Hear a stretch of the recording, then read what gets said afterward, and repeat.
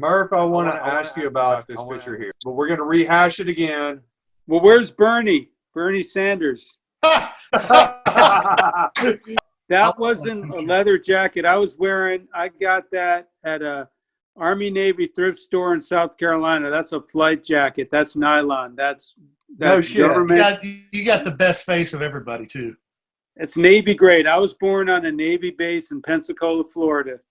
And my dad was in the Navy and my grandfather's in the Navy in World War II. So when I got a jacket, I didn't want it leather. I wanted it to be military grade. Nice. Cool. We were all showed up and we were just hanging out. And this guy's like, oh, let's go take a photo. And, you know, I was like, yeah, whatever. And man, it was just so rad to have us all together. I mean, everybody just got along too. It's like, you know, Jay, like when Gibson and Craig showed up, you remember just how casual it was and like no egos in the room. I mean, the only ego in the room was Tony Alva, but everybody else was just chill. All right, Jeff Hartzell. Here's a story with Jeff Hartzell. When I was growing up, 78, 79, I lived in Jersey near Fort Monmouth. Jeff Hartzell and his friends, Brad Constable, Steve Herring, built a ramp on Fort Monmouth. And that's where I met Jeff Hartzell. We'd go and we'd ride Cherry Hill together. And then he moved to Japan after that, and he was gone. And then that was part of me wanting to ride for Alva. Like, the whole deal is why we quit Zorlac was because Zorlac was going to be bought by this company called Airborne out of California, San Diego. Right. So Craig and John weren't having it. They were like, no, fuck that, dude. We got to ride for Alva. Fuck it. We want to travel the world. So I was just in line to get a Pusset graphic. I was going to turn pro. I had it all laid out for me, but I was like, fuck, man. I want to hang with Craig and John. Jeff Hartzell's on Alva too, and I just want to be part of that family. So, yeah, you're totally right. It was anti-ego. It was more about how hard are you going to skate, how hard are you going to party. Gibson was like, oh, yeah, I remember when we came through Knoxville. And the reason you remember is because we were skating hard and we were partying hard. Yeah. It was no ego thing. It was like, it was all about the whole, you know, scene. No, I'm a pro, anything like that. It was like, we're down to skate, we're down to have fun, we're down to have a good time. Right. Yeah. And it was always like that. When I went to Texas, it was like that. And I grew up like that, man. We grew up anti-ego. We grew up wanted to be punk. We didn't want to be anything like a jock. We were just like, no, as long as you're into good music, you skate, you can just hang and be friends, man. It's like I never wanted to have that kind of ego, you know? And the only reason I wanted to turn pro is so I could travel. I didn't have like a ego about it. In fact, I tried to be super humble because I never wanted to come across as having an ego because I didn't. And I didn't want to come across as a fucking rock star to kids because I knew kids, if I was going to influence kids, I wanted to influence them in the right way, man. It's just like I would go and do demos. I want to sign autographs and talk to the kids and not put myself above them. Just say, hey, man, I'm just like you. You know, that's what it's like growing up being a kid. So, you know, I think a lot of East Coast skaters didn't have that attitude. You know, we saw it from a lot of West Coast skaters, some more so than others. But East Coast was always kind of a little bit dirtier, grittier. We're in your face, we're out there, and we don't care what you think. Right. We had to work we hard don't care at all. Yeah, we had to work hard for it. I mean, yeah, hard to skate. I mean, we went and handed nice parks and nice ramps, and you know, we had to build our own shit. And, we had to steal wood from construction sites and build what we could. Yeah, I mean, regardless, they were ramps. That's right, man. I swept the snow off my ramp yesterday. Hell yeah, there you go. You got an old Zorlac or anything you can show us there, JD? What do you got? Oh, fuck. I only own one of those, dude. Hold on. I got one too. Shit. Where'd you get those, dude? That's back the collector 1983. 83? 84? 84. I don't know. I got this back in the 80s, Murph. Yeah, same thing here. Damn, that looks almost mint. JD's house is like pretty a mint. Freaking museum, dude. His house is a museum of skateboard history. Dude, it's rad, isn't it? Oh, yeah, I love it. I love it. especially the 70s. That's my favorite. 70s, 60s, and 70s, you know. Oh, When I yeah, was- man. Dude, when I go to Montana, I get to skate with Wally in a way, Yeah. Chris Stropel, Brad Bowman, and you meet these guys, bro. It's just like Jeff Ament flies them out, but Jeff's a fan too. So when we're skating, we're like, holy shit, that's Chris Stropel, you know, and Doug Saladino, like all those guys that we saw in the magazines that were up on our fucking walls. Yeah. You never thought you'd get to meet them, or if you met them back in the day, you didn't meet them in like a bro sense. You're just standing back with, you know, stars in your eyes. All those guys are just so grounded and cool and just fucking giving. It's just rad, man. Like the 70s guys are rad. Let's take a little trip down memory lane. I've got 3 minutes of Murf video. So I'm not sure where these are from, Murf. Oh, That was ripping. Is that Japan? Maybe it's Europe. That's at NSA contest. It was in San Diego. Right there is Dallas, man. That pool is sick. Dude, I got to skate there with fucking Phillips. Oh, yeah. Jeff Phillips is my all-time favorite skater. No Dude, offense. you guys don't even know. He was such a good-hearted guy. Yeah. I can't even explain it, man. I met him at Yeah. one NSA contest as a kid, and he was super cool. Yeah, no attitude, no fucking ego bullshit, you know, just fucking Yeah! to revert. I love Texas, man. I lived there for a couple of years. It was the best. The best. Craig Johnson's hilarious. Yeah, Love that, Christy. so that Zoom call that Gibson did with all the ex-Zorlac guys, Holy shit. Prince and Johnson were the best, man. It was awesome. Jay and I tuned into that. There was only like 10 or 12 people on there. It was great. So Dude, I there's Danforth, checked out too. of that. I And- checked out of that semi early. Oh no. Oh, you were on that call? That call was I wound up talking to Gibson later about that. Dude, Prince and Craig Johnson were epic. So Murph, I don't know where this park is. That's Phillips Skate Park. Oh, cool. But you guys were trying these transfers left and right. I love that move right there. Yeah. But you guys were trying that transfer. That's Phillips right there. Yeah. And Yeah, that's I got that Johnson. Yeah. thing dialed. I finally made that shit. Yeah. Yeah. And that's Johnson. But you guys were, and that's you. You guys were trying this transfer over the thing, and I think you were the only one I saw in this video that made it. Transfer to the vert ramp. See, That's right. Murph's goofy foot, because all of the best skaters are goofy foot. That's what I hear. That's what I've always been told. That's what my mom told me. Little trip down memory lane there. Dude, I got to tell you something. Texas, man. Like when I showed up there after I got on Zorlac, like that whole scene, they treat you like family. Even punk rock gigs are just more chill and cool. These people are just so cool and fucking right on. It was the best, man. I just had the best time. It was an epic time. And that was like when skateboarding was at its lowest point. You know, I mean, it was 83. There was nothing going on. So while we're going down memory lane here, you guys came through a trailer that said Thrasher Summer Tour 83 on the back of it. Oh, do you remember, were you there, Jay, when we did the downhill at night? I looked at you guys and said, I'm not doing that. Because I think Gerald Burris was with us, and he had a mohawk. Yeah, Gerald was with you guys, and we were giving him money to eat dog food. He didn't have money.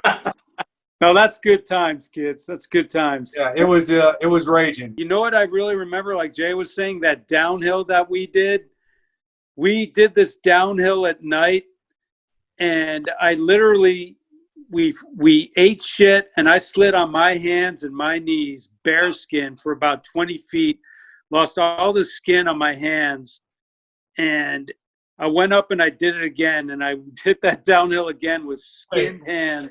And then I got down to the bottom of the hill, and it teed off into like another street. And I tried to make that turn, and I literally flew across 2 lanes and hit a hedge. And then I bounced back out of it. And on that Zorlac call, I talked to Gibson about it. I'm like, dude, do you remember it like that? He's like, oh yeah, man, that was Knoxville. That was killer. I mean, that's what I remember. Johnson said he did it Superman on his friggin' chest. Yeah, he went did. down face first. Yeah. Where was that? You know where the water wheel is on Westland? Yep. That hill, if you take a right turn at the water wheel and go up that hill, they were bombing that hill. How steep was that? Gnarly. Jay, you got it. Hey, Jay, you got to tell me, is that how steep? I can't remember how steep it was, but how burly was that hill? Burly enough where you don't want to drop in the middle of the night while you're really drunk. Especially because it goes downhill into a T, and the T is a major road. So not a good idea. You know, there's no run out or anything like that. It's just like it goes down into a T and it stops, and then there's nowhere to, you know, so you're going 30, 35 miles an hour on your chest like Gibson, or I mean, like Johnson, trying to stop with your hands and out into traffic, and, you know, across the road, and there's a ditch and a hedge. And was that the time everybody went to the Charcoal Bowl? I think we went to the Charcoal Bowl that day. Craig wound up with that picture on the cover. What was the ramp we skated? Bowers, Joe Bowers ramp. Had to be Joe Bowers. And I think that was the first time I met you. And then I met you a few other times at some mess contests. Yeah. Which South Carolina? Was that Greenville? Were you in Greenville? Yes. Yeah. There's Greenville. Yeah. That's Greenville. Greenville. That blasting the backside air. Yeah. That was on the Gibson. Early mid '80s, right there. You know what it said on the bottom of my board? It said, "If you pose, you will die." I saw a good Gullwings and Big U. Those are like Sim 63s and Gullwings or something. No, I never rode Gullwings. It looks like it's more like double cut too. Yeah, it's a double cut. Those are grinded down indies, pal. Killer. Yeah. Were you in the room with the VB boys where they were doing shots and Lode was there and he flew out the window? Tierez didn't take the shot, and then Lode said, "Take the shot, pussy," and he flipped the bed, and all hell broke loose, man. All I remember was Lenny Bird and I'm not sure who were jumping, you know, wrestling and jumping from bed to bed to bed. Yeah. To bed. They went boing, boing, boing, boing, and then out the window. Out the window. Landed on the ground outside. They both popped up like gophers in a hole and went, ugh, and ran. And everybody in the room went, and we all bailed. And Henry was sitting there going, and Henry and I guess Crissini and maybe Serge, they were all trying to pack their bags to get the fuck out of there. Yeah, whose room was it? Who was on the hook? It was Henry's, I think. It was the Bobby Boys guy. Such a classic Lode moment. Drink, and so they were all trying to get out. That hasn't changed at all. They got out. No. Oh, I was about to say, at Lode. least he's a calmer guy now. Shit. Dude, I was standing right there. I was like, with my back to the TV, I watched that whole shit go down. It was like Gunsmoke. It was like, you know, the bar fights at Gunsmoke when they crash out the window and land on the sidewalk outside. It was just like that. And I saw it coming. I was like, dude, they're gonna fly out the window, and they did. Oh, it was fucking awesome. It was. I remember our room was on the upper level. One floor above their room. And I remember standing on the cops were down there and they were hassling everybody. And I was standing on the balcony looking at Bo Shane or Walker and going, look at those damn crazy skateboarders ruining it for everyone. All of us are up here being nice. Dude, that was such an epic weekend, man. Yeah, those mess contests were always epic weekends. It was. Like everybody getting together, man. I was just, it was like Kona, like when everybody would just travel. We all got together. You see VB, Virginia, Tennessee, and they all gather at one spot, man. And we didn't have cell phones, so we're all landlines figuring this shit out. Right. So right? This was Raleigh. This was, you and Fred Smith showed up, right? Yeah, in this little blue Datsun. Yeah. And that's Fred. when it was, and there's you. Yeah. That was a rad contest. And then we went back the next year. So I don't remember. Apparently, we went to some brown pool. And where's that? That's in Raleigh. That's Apparently the Wilson Skate Picnic. Yeah, that's nearby Wilson. No, this is the farm ramp, right? Correct. Yeah. Yeah. Next year it was the farm ramp combined with the barn ramp. Same ramp. I was a kid at that contest, and the ramp wasn't ready, so we went over and skated that YMCA metal ramp in Wilson, and I hung up on about a 6-foot air and ended up in the emergency room. Dude, farm ramp. I remember that. Oh boy. Yeah. It was apparently 1, 2, and 3. I went Right. to 2 and 3. And both of them were crazy. We'd go camp in the woods, and there were fireworks wars and just nuts stuff going on. You know, I think I showed up to both of them with a truck with a keg of beer in the back. Yeah, so Murph, I was like 13 or 14, and I lived down the street from the vert ramp, and my parents let me go on this road trip to Raleigh with these guys, and they came and picked me up in a pickup truck with a camper on it with a keg of beer in the back of it. Why wouldn't my dad, the last thing he says, he's like, all right, well, be safe, don't get hurt. I'm like, oh, Dad. I came back literally in surgery. Yeah, we took him to a ramp. He was gonna pretty much win 1A because he wasn't sponsored, because he was doing 6-foot airs. He could have probably won 2A. This is the skateboard that I was actually riding when I hung up. What is that, a gargoyle? It's an Albrook Brothers. Oh, A. Brooks. Yep. Yeah, Barry and Mark. I was riding like 73 millimeter saw blades, and Nice. I hung up on like a 6-foot mute air and just went straight into my head. And I split the ProTech in half, and I actually still have that helmet somewhere in storage. If you had Indies, you were riding Indies, you might not have hung up. Yeah, what were you riding? Gullwings? Gullwings. Was that a Batmite thing? No, everybody around me rode Indies except for Walker. Walker rode Gullwing. Okay, right. All right. But I got my first set in like '88, and I just loved them. I love the way they turn, and I've just always ridden them since. Did you find that when you did 50/50s, you went right to the center of them? Most of the time, not always.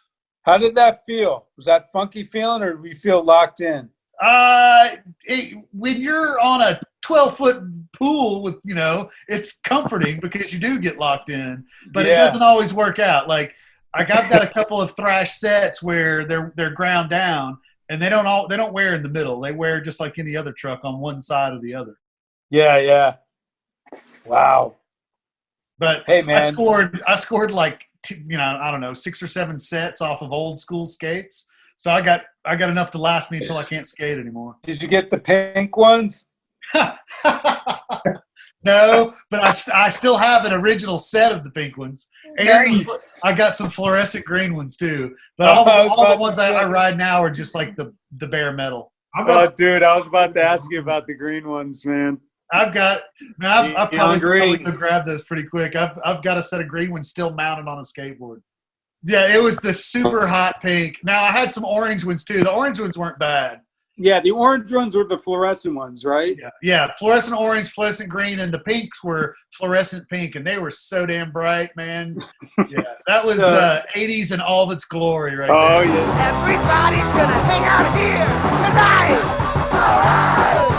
We'll pass out in the flat. All right. Tonight. We got nothing better to do than to take 6 runs, drink a dozen brews. Don't talk about anything else. We don't wanna know. We're dedicated to beers, both and bros. Backside slasher, reptile ground, Kickturn, garbage. We'll hang out by the peanut pool all night and every night, and go someplace else to smoke and yell. It's Friday night. We got nothing better to do than take 6 runs, drink a dozen brews.